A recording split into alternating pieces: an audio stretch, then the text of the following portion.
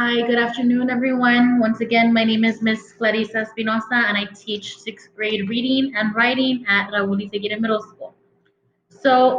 This is going to be day 3 of our packet information or packet lesson. So, I'd like everybody to take a look at this page in our packet. It's for week 2, and it starts with quiz. Question 1, question 2, and it goes up all the way through question number 10. Now, you may have already answered it, but if we do go back in person, this is going to be one of the expectations that we have for all of our students to be using this strategy. And we have not read the story yet. Things are going a little slow. I know that the parents and I hope the students also got the manipulative, what's the word? The book. So they got the book, the Study Sync book, and they have the story in there. Okay, so it is Scout's honor. And if you didn't have it, then tomorrow I will be recording a video either way of myself reading the story and with the annotations as well. So again, this is from Study Sync, and the story is Scout's honor. We haven't read the story once again, so this is like a pre-read. We want to analyze the questions first. Now, on my website, if you were to go to the homepage and then you find either class period, so let's say we go to third period. At the bottom of every period page, I have the resource that we are going to be focusing on for this specific strategy. It's called the question scavenger hunt. Now, this question scavenger hunt has all of the skills listed that will be tested on the star. It goes from easiest, so right here, from give proof, and it works its way through the skills to up until the hardest skill, which is inference. Okay, so let me just give a quick run through of this. And again, we are going to be using this throughout the school year. If we do go back, we're going to continue using it. And it's expected to just it'll be implemented throughout the year. So if I look at my very first skill, give proof, my give proof questions come directly from the story. So if it says from paragraph 23, paragraph 29, then I know I physically need to go back and I need to read the paragraph that it's asking me for. I can find the evidence in the story. The answer is there for me. Okay, so that is why it's give proof. It's an easy type of question. My second one is word meaning. The best thing about the STAR test in sixth grade is that you get to use a dictionary. The dictionary has help. It can help you if we know how to use it and if we use the story to help us. So this is another easy type of question. Now, plot is a skill that we learned yesterday in the previous video. Look at those notes, watch that video, and it will explain what plot is. All right, text features. Now, text features we will learn when we map out the story tomorrow or for the next video. So I will explain that when we get to it. Author's purpose. All of these skills right here, we're going to continue to build on them throughout the school year. Author's purpose is basically just why did the author write the story? Was it to entertain the reader? Was it to inform the reader? Now, this week's skill is fiction. That's the genre we're covering. So with fiction stories, we always know that its purpose is usually to entertain. These fiction stories are based on invented people, invented places, and invented events. So we know that it's going to be to entertain. Point of view is another skill that we will be covering in the next few weeks, but it's basically who is telling the story. Can we hear their thoughts? Are we inside of the action? Are we experiencing their thoughts and emotions, or are we outside watching them, watching everything happen? Our main idea, what is the paragraph mainly about? One word, 2 words. Theme, what is the lesson that was learned from the characters in the story? Our connection between texts skill is usually with paired selections. What's the similarities between the story and the story? What are the differences? Figurative language we usually have with poetry and poems, but again, that's a whole other skill that we're going to be learning and building upon throughout the school year. There will be a whole video for that. Summary, it's just telling me what was the story about, the beginning, middle, end, who was the character, what was the problem, how did they solve it. It's just to the point. And then finally, our inference questions. So I do want to go into inference a little bit. And again, there will probably be a separate video for all of this. So let me show you really, really quick. For now, just this is like a quick little, I guess, explanation. So let's discuss inference. And notice how on my map right here in the back, this is the last question or this is the last skill it's covering. The STAR test has so many inference questions that it becomes a skill that the students struggle with. But it's easy if we know exactly what to do. So if it's an inference question, we know that an inference is what I've read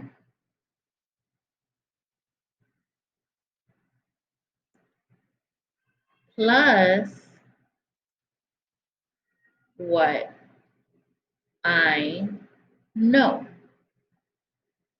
So the what I know part is everything that ever goes into your brain as soon as you were born. All that knowledge, everything you've been through, everything you've read, everything you learned, every single thing, plus what you read in the story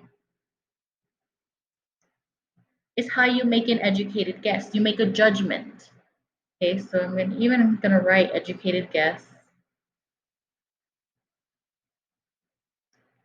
on whatever the question's asking you. So you have to do two things: what you read and what you already know. And we will be pros at this throughout the school year. I hope that was just that was a quick little run through. Now, for our question scavenger hunt, you do need these colors. So 12 colors. For red, we do give proof. Yellow, word meaning, and let me show you. We usually have just color pencils for our students. The 12 pack is fine. So this is your time. Get all the colors you need. Pause the video and get what you need. Okay, now we're here. So I'm gonna put this side by side just so we can be looking at this at the same time. Again, this is available on my website. If you already finished this whole page, go back and utilize this as much as you can. Okay? So I'm going to zoom in, if I could. Let me open this on a Word document. One moment. Let me figure out my life. Ah, okay, we'll just use the website. That's fine. Okay, so I have my questions right here. Scout Honor. And let's take a look at the very first one. Scout's honor is written in the blank tense be from a blank point of view. So the words that stand out to me right off the bat is one of the skills and it's point of view. So I notice that this is in a pink color. So I want to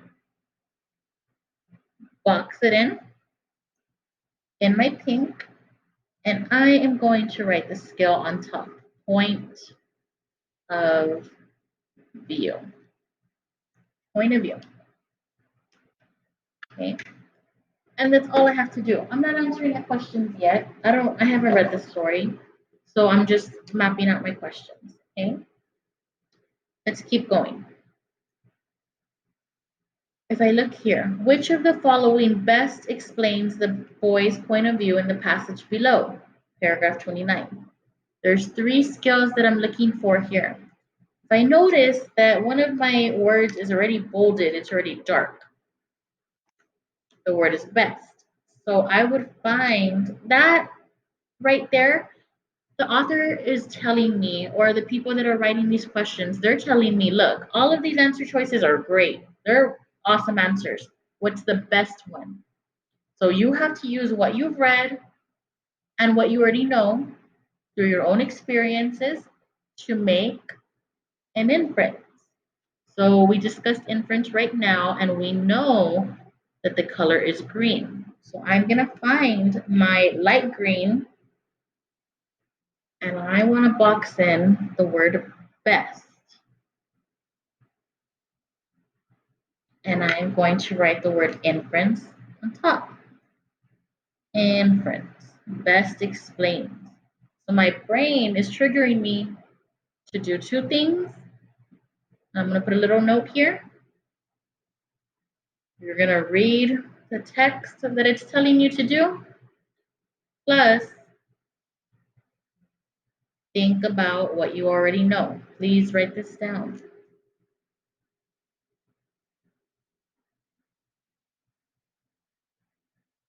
All right. So then I keep going. Best explains the boy's point of view.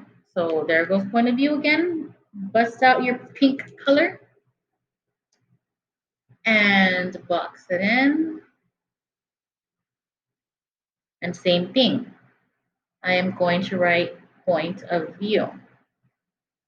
When we start answering these questions in the next video, then we'll discuss more about point of view and that skill. But right now, we're just trying to pinpoint all of the skills that we need. In the passage below, paragraph 29, it's telling me where to look. I need to physically go back and look, but in this case, it's already written here, so we are good. But if I see my question scavenger hunt, I notice that it's in red. Okay, so I need to find my red and I need to label it as a give proof question. I need to look at it. Give proof. Now, in questions like these, there's three skills that are being covered. My first skill, which is the easiest one, this is the first thing I need to do since it's right here on here. Give proof. And then I keep going. This is my next skill that I would have to think about. Point of view. So that would be the second one, number 2. And then the last thing I would have to think about is inference. That would be the third thing, the third little mind trigger that I got to do. I need to look at this. I need to find out the point of view of the boys. And I have to think about, okay, what are they thinking and what did I read? So this is where I would look. I'm not going to answer this question yet. Again, I don't want to start looking already. Okay, I haven't read the story yet. So let's keep going. Which inference about Max is most strongly supported by the following passage, paragraphs 46 to 47? And it has the paragraphs listed for me already. So keywords that stand out to you. I notice right here that it's bolded. So if it says words like most likely or best likely or most strongly, all of those words automatically tell me that it's an inference. And it even says it right here, which inference. Okay, so I'm going to write inference. And I know that I'm making an inference just right off the bat about this character, about Max. So we don't know anything about Max yet. Is supported by the following passage. So it's telling you the paragraphs. So I need to go back and look at that paragraph. I need to give proof. So the color I would use for that would be red. And I'm looking right here. So it's telling me where to look. And honestly, I would even box this in too.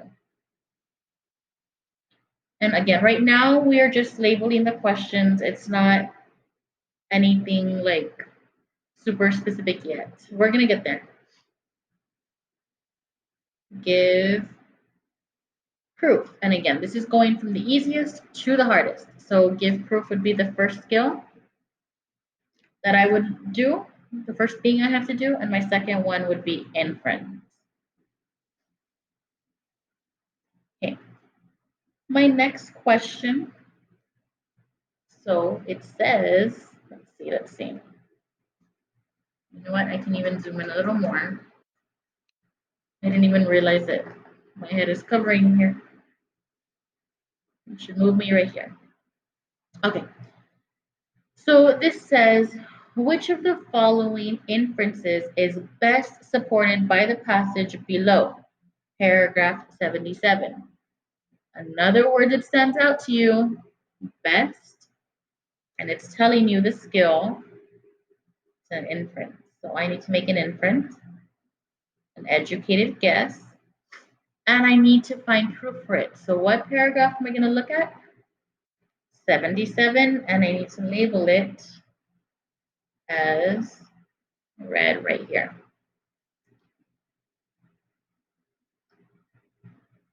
Okay, so the first thing I'm going to do, I need to look back, read this first, and then I need to make an educated guess. My first thing, my second thing. And I personally don't like looking at the answer choices because I don't want to pick one right off the bat if I haven't even read it yet. So that's the only reason. If you learned in elementary how to do your quadrants and then bring those in, that's fine. But this is personally me. Okay. So I'm going to go to my next page. Based on my passage below, right here, paragraphs 30 to 32. The boy who was least prepared for the camping trip is, this is a give proof question. I'm sorry, I already messed up. This is not a give proof question, and I hope you all caught that. My bad. I mean, it is a give proof question. I just did it in the wrong color. Get it together, Miss Espinosa. Jeez. Give proof.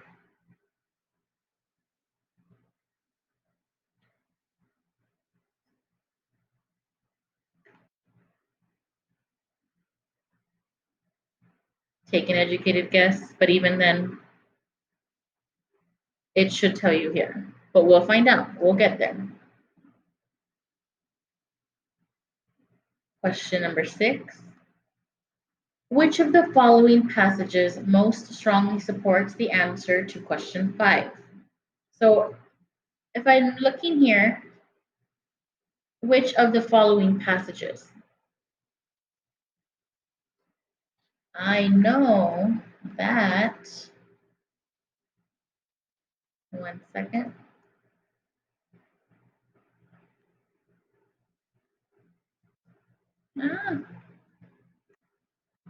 Okay. I know that it's asking me to look at my answer choices. And if you ever see any answer choices that have quotation marks, that means they're coming directly from the story. Okay, so if it's coming directly from the story, it's text evidence. It is also a gift question. And here, passages.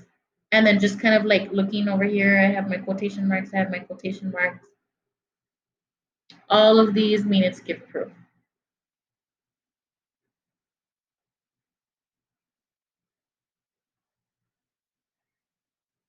This question is also part of this.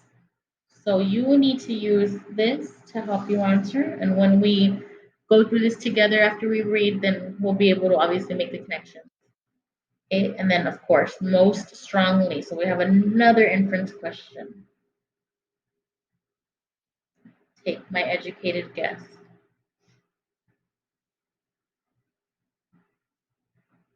All right.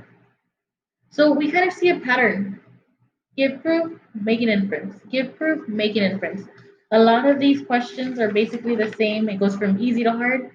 The inference questions make it hard, or if not, they would have been easy. But we will learn this skill throughout the school year. Okay. Which inference about the narrator and his friends is most strongly supported by the story? Two things. One, most strongly tells me it's an inference question, and obviously right here too.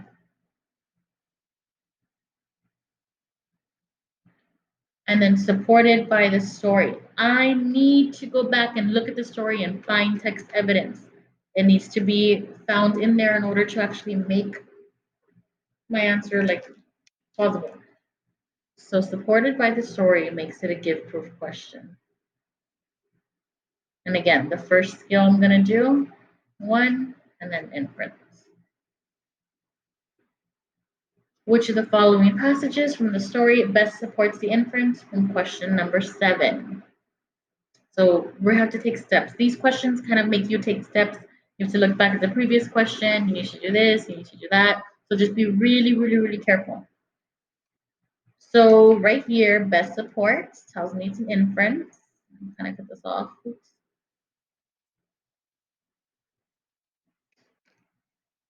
Following passages, I need to go back and look at the text so I know it's give proof.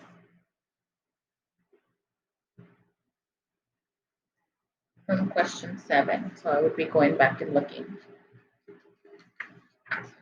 And then finally, these are just putting things in order. This type of question, if I'm putting things in order, okay, we talked about the plot in the previous video. Things happen from here. We have the exposition, we have the rising action, we have the turning point, the climax, the falling action, and the resolution. Okay, if it's telling you to put things in order and the word events, that is a giveaway that it is a plot question. Okay, and if you're looking over here, we know that plot is in light blue. Okay, so bust out your light blue and you're gonna circle or you're gonna box in the word events and you're gonna box in the words chronological order. So it means plot. And again, it's in the video from previous. And I can't answer that question because I haven't read the story. And then right here, match each line of dialogue with its speaker. If dialogue is something that's directly coming from the story, I have my quotation marks. If I don't know who said it, then I need to go back and look. It's a give proof question. Sentences from the story. Dialogue is a giveaway. The quotation marks are the giveaways. Go back and look. Easy question. Who said this? And that's it. You just have to make the little from there. So this is just a quick video on how to correctly label your questions. It will get easier. And I think I've already said that a million times, but just trust me. What I do ask is that if you are watching this video from home and if you ever do get some connection, some internet connection, then take a look at the website. Okay. Control. Oh, how do I zoom out? Technical difficulties. Okay. It's right here, and if you do not, or if you are unable to see this already, let me get out of this. Take a moment, just take a picture of this. Pause the video. Take a screenshot. Oh, wrong way. And just label the questions correctly and study this chart. So that is that for day 3, or day 4, day 3. Have a wonderful day. Make good choices. Don't talk to any strangers. And message me if you want need anything. Email me. All right.